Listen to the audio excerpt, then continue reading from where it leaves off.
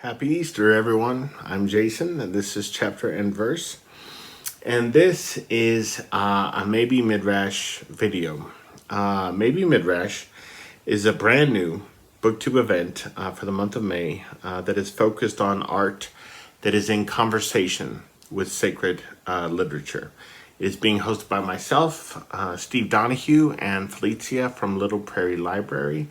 I will link to all three of our announcement videos in the description box below. Now this video is going to be looking at retellings of the life of Christ, or of episodes from the life of Christ. Now some people might ask, why retell episodes from the life of Christ? Why imagine from whole cloth episodes that never were, but might have been? Once upon a time, I had a pastor who, during a council meeting of some kind, I can't really remember the details, but during a council meeting of some kind, scoffed at the idea of reading retellings of the life of Christ, dismissing them outright by saying, if I want to, read the life of Christ, I'll go to the Gospels. Well, okay, yeah.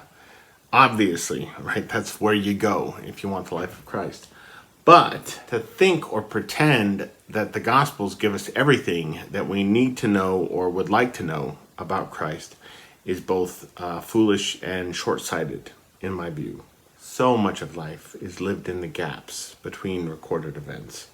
An untold amount of what happens in those gaps is undoubtedly significant. But how can we know what those details were? Okay, novelists writing about Christ are imagining themselves into the interstices, right?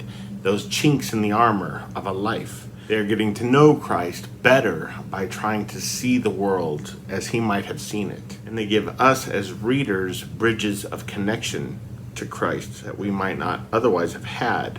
Whether these novelists are intending to do that or not, it's what's happening.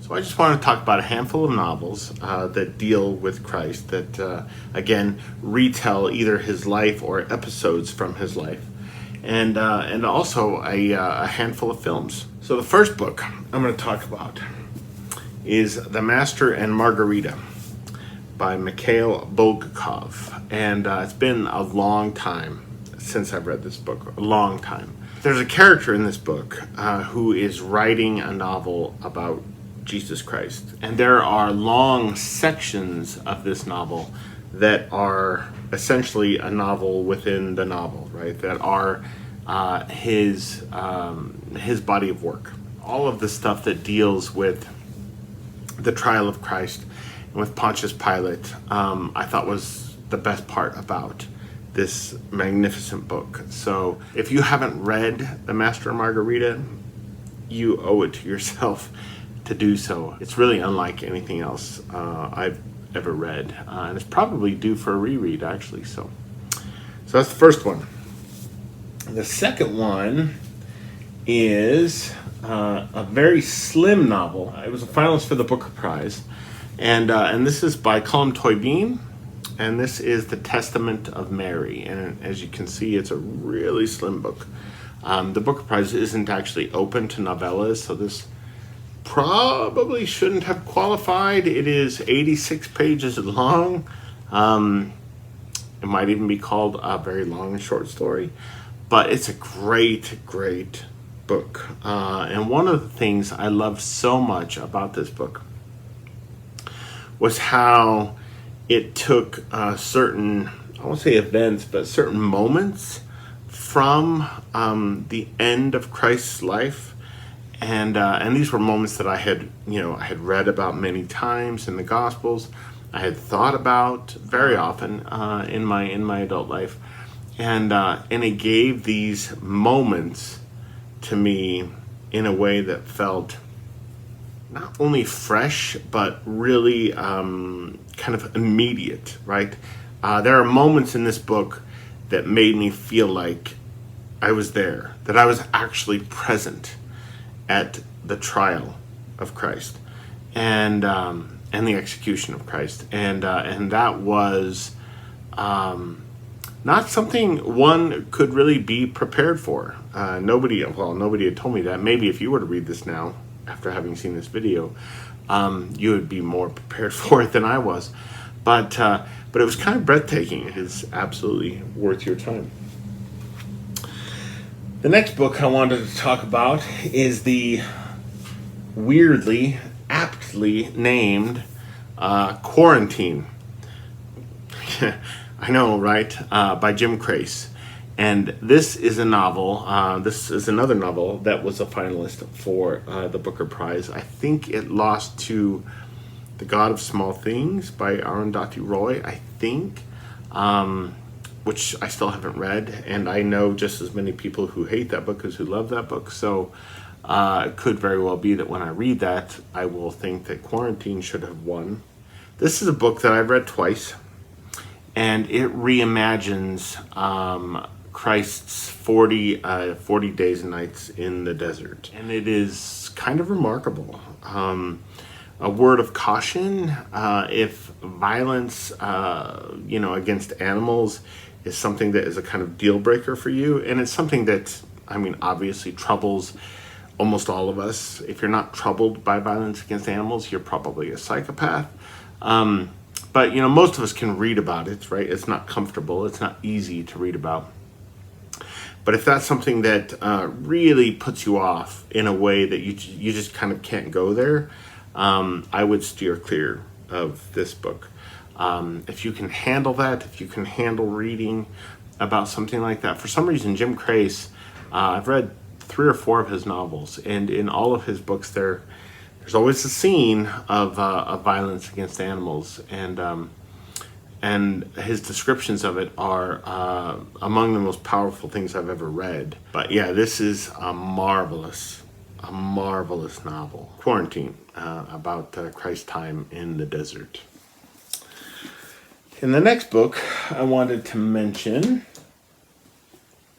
is possibly the best one of these 5 books. And this is The Gospel According to Jesus Christ by Jose Saramago. Saramago was a Portuguese writer who won the Nobel Prize for Literature for his entire body of work. I have read 3 of his books, I think. This one, and I have read Blindness, and I have read All the Names, and I love all 3 of those books. This is one of the best novels I have ever read. There are scenes in this book, moments in this book that I will never forget. And it's been, it's been 13 years since I've read this. And there are parts of this book that I remember like I read it yesterday. So Saramago himself was an atheist. And that's one of the things that's really important to me about this project, maybe Midrash, is that much of what I consider to be the best religious literature is written by people who are not believers of any stripe. And, and so it's important to know that, important to realize that a writer like Saramago, who, I think maybe he was raised Catholic, but then abandoned his faith pretty early on. People who have no religious faith are not excluded from having insights about religious figures and about religious texts. This novel is kind of perfect, and it is illuminating, and it is brave, and it is daring, and it is a worthy retelling of the life of Christ. So, Jose Saramago, Gospel According to Jesus Christ. And then, of course, this video couldn't have happened if it weren't for this book. And this is The Last Temptation of Christ by Nikos Kazantzakis. I have talked about this book before on my channel. This book was pivotal in my own kind of religious awakening. I will try to remember to put a link to that video in which I discussed that at length in the description box below. Yeah, this is kind of the bread and butter. This is the book that is the staple of contemporary literary midrash dealing with the life and legacy of Jesus Christ. It's a book that I've read a couple of times, it rearranges the furniture in your head with respect to how you think of the life of Christ, how you think of Judas Iscariot. Actually, on the subject of Judas, the portrayal of Judas Iscariot in this novel feels more real to me. It feels more believable to me than the very slim, very biased portrait of Judas that we get in the Gospels. You know, the reasoning behind why Judas does what he does in betraying Christ in this novel feels authentic to me. You know, it's weird to say, but I buy this portrait of Judas and his relationship to Jesus more than I buy the portrait of Judas and his relationship to Jesus in the Gospels. So, blasphemy, heresy, I don't know. But even if you don't read any of these other books, you should read The Last Temptation of Christ. And it serves as a segue for me into a brief discussion of films about Jesus. And the first of those I'll talk about is Martin Scorsese's adaptation of The Last Temptation of Christ. This came out, I want to say like in 1987, so the mid to late 80s. It was greeted with tremendous controversy. There was a lot of picketing of theaters around the country. Martin Scorsese received bomb threats. Theaters received bomb threats for screening this film. And they had to hire, security guards and, dog sniffers and whatnot to make sure there were no explosives in screening rooms. And I remember when this came out, I was too young to know, what all the hubbub was about. I had never read the book at that age. I was probably 12 or 13 years old. And, and I was going to church and youth group and whatnot. And I remember just kind of in passing talking about what was happening around this movie with some friends of mine. But again, none of us had seen it. None of us had read the book. We were kids. But when I became a man, I saw the film, and it is one of my favorite films of all time. I don't know how many times I've seen this. It's wonderful. It is stirring. It is heartbreaking. One of the things that I love best about this story, right, in the novel and in the film, is how it takes the character of Jesus and it makes it so much easier for us to identify with him and to relate to him. Because it gives us that long, extended passage near the end where he is tempted. He conquers the temptation, but he is tempted, and it reminds us that he was like us, and that we do ourselves a favor, I suppose, when we remember that a man like this, who, whether or not you believe he was the Son of God, he was a revolutionary figure, that a man like this had something in common with us. If he had met us here in this moment where we are now, he would have wanted to be nowhere else but with us, in our presence. And I feel like there's something mysterious about that, and I feel like there's something kind of life-changing about realizing that. As much as Christians want to be in the presence of Christ, it behooves us to remember that Christ wants to be in the presence of us. And that is something that this film and the Kazantzakis novel understand. And I, for one, really appreciate. Next is The Gospel According to St. Matthew, directed by Pier Paolo Pasolini.